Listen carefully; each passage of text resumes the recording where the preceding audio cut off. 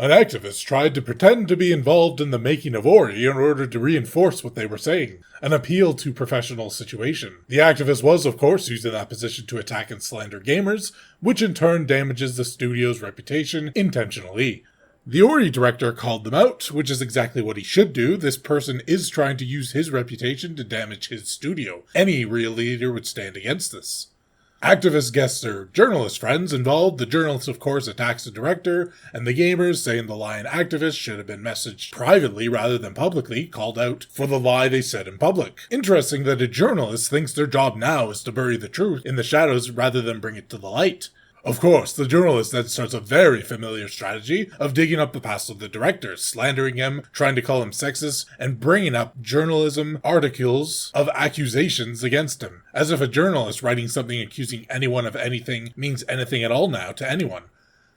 We saw journalists do this exact same thing with Black Myth Wukong, digging into the past, making up accusations of sexism, repeating those accusations without proof, being called out for lying, and proving that they maliciously mistranslated what was said by devs at the studio and things that were dug up from a decade ago, and still, after being called out for lying, continuing to repeat the lie hundreds of times, and finally getting Wukong snubbed at award shows, which journalists are the judges for.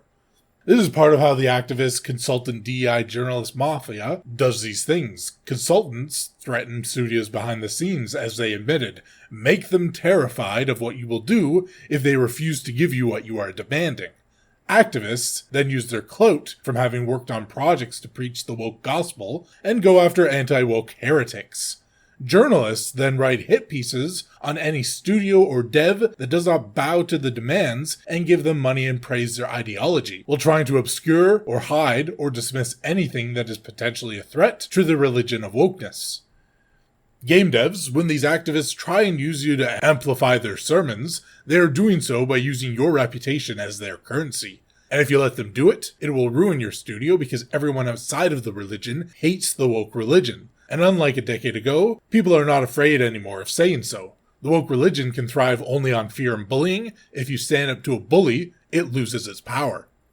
And you have to stand up to them. Helldivers 2 and Godot Inogen both saw CMs pick fights with gamers. As a studio, you simply can't allow bad actors to tarnish the game that your devs rely on for their livelihood. This kind of stuff can cost people their jobs in the end.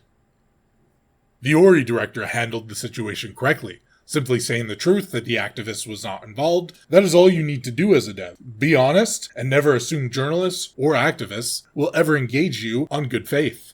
They are there to bully, extort, and destroy you. Once you realize this, everything they do makes sense.